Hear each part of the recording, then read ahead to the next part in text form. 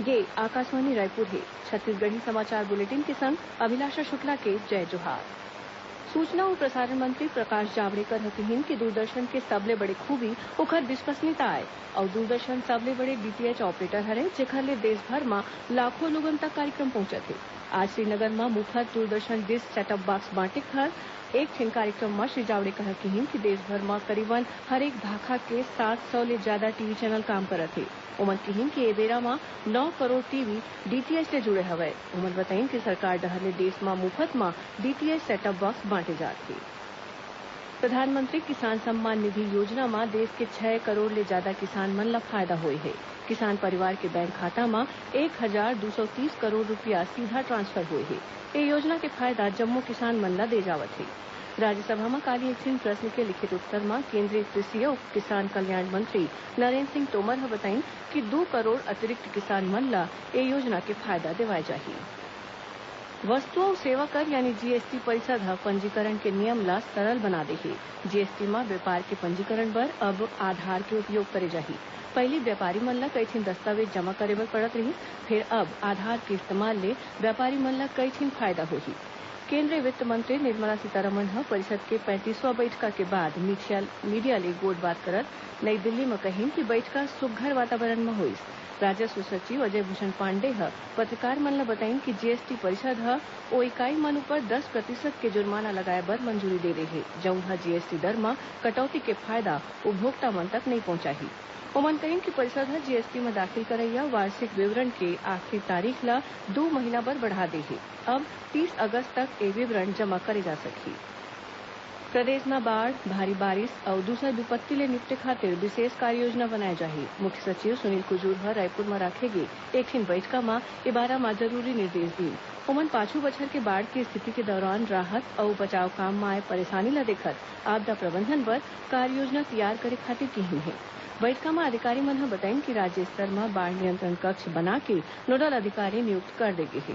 राज्य के कोनो भी इलाका में बाढ़ या ओखर ले संबंधित परेशानी आए में फोन नंबर 07712223471 में सूचना दे जा सकत हे। बैठका में बताइन कि वर्षा के दौरान महामारी ला रोके बर स्वास्थ्य विभाग डहर ले विशेष टीम के गठन करे जाही। संगे संग वर्षा के स्थिति ऊपर सरलग नजर रखे जाही और बांध मन ले पानी छोड़े के 12 घंटा पहिली निचला जिला और सीमा ले लगे राज्य मन में सूचना दी जाही।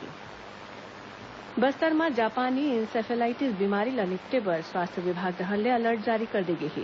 स्वास्थ्य मंत्री टीएस सिंहदेव ह मरीज मन के जांच इलाज खातिर व्यवस्था करे बर और बीमारी ल रोके बर तुरतेज कदम उठाए के निर्देश दिन हे। स्वास्थ्य मंत्री बताइन कि जगदलपुर मेडिकल कॉलेज में बुखार होए ले 3 झीन लइका मन के जांच करे गिस, जेमा एक झीन लइका में जापानी इंसेफेलाइटिस पॉजिटिव पाई गिस। बाद में ओखर इलाज के दौरान मौत हो गई। ओमन बताइन कि जिला और विकासखंड स्तरीय स्वास्थ्य टीम डहर ले चोलनार गांव के छोटे मुंडरापारा में 88 झीन मनखे मन के जांच करे गिस। ए गांव के जम्मो घर मन में एडीज मच्छर मारे के दवई के छिड़काव करे गे हे। डॉक्टर मन के टीम डहर ले क्षेत्र में सरलग नजर राखी जात हे। जगदलपुर ले विशाखापट्टनम के बीच स्वास्थ्य सुविधा ले भरपूर एम्बुलेंस सेवा की शुरुआत करे गे हे।